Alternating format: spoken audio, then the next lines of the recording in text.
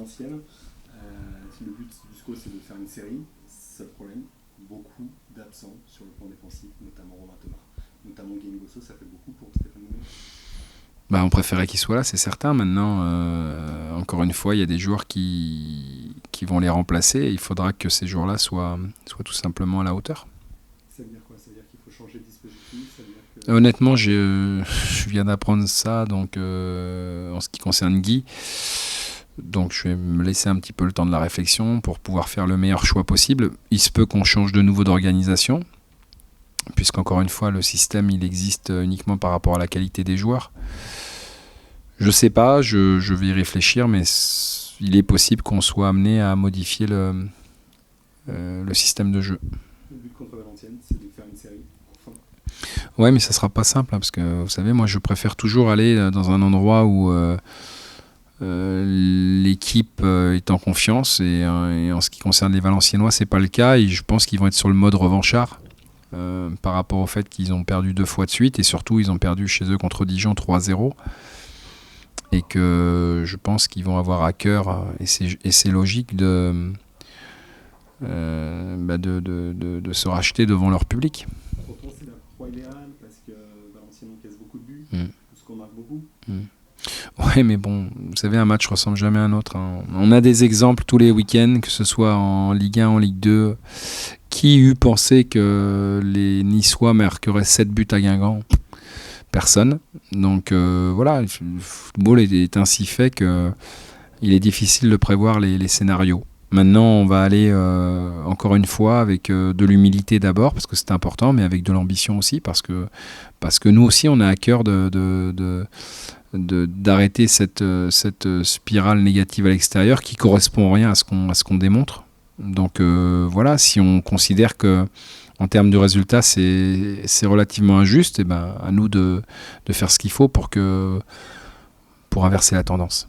C'est de se montrer plus solide et de reproduire les mêmes matchs. Plus solide qu'au Havre, ça va être difficile quand même, parce qu'ils n'ont pas une occasion de but. Donc si on est plus solide qu'au Havre et qu'on n'a pas un tir dévié anodin qui nous oblige à concéder le match, ça devrait bien se passer.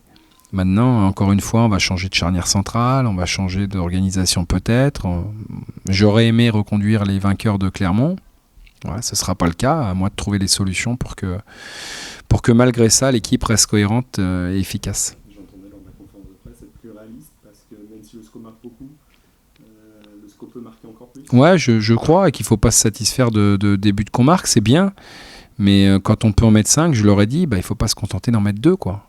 Si on a l'occasion d'en mettre 5, il faut en mettre 5. Si on a l'occasion d'en mettre 3, il faut en mettre 3. Il ne faut pas avoir un ratio occasion de but inférieur au moins à 50%. On doit être capable, en Ligue 2, d'afficher un réalisme, parce qu'on en est capable, tout simplement. Je ne demanderai pas aux garçons d'être efficaces et réalistes s'ils n'en étaient pas capables, mais il n'y a pas de raison. On a cette capacité à se créer des occasions de but. Maintenant, il faut juste qu'on les concrétise. Encore plus. Dernière question. Steve Mellentman est bien de retour. Il était déjà de retour contre Clermont. Lui, il peut faire du bien. Il peut justement apporter la bonne passe. Oui, mais lui et d'autres aussi. C'est vrai qu'il est sur le chemin du retour. Je vois à l'entraînement qu'il monte un petit peu en régime. Et vous savez, nous les coachs, on est très très attentifs à ce qui se passe la semaine. Souvent les spectateurs ou les supporters ne comprennent pas toujours le choix des coachs, mais c'est les joueurs qui nous font faire les choix. La semaine de travail est extrêmement importante, et il s'y passe des choses sur ce terrain d'entraînement qui nous incitent ou pas à faire ou faire jouer de certains ou pas. Donc effectivement sur ça il est sur la montante. Voilà, après pas oublier que ça fait plus de 6 mois qu'il n'a pas joué, Il a joué une demi-heure contre Clermont. Voilà, il a aussi besoin, je pense, de continuer de peaufiner sa condition physique. C'est ce qu'on s'attache à faire.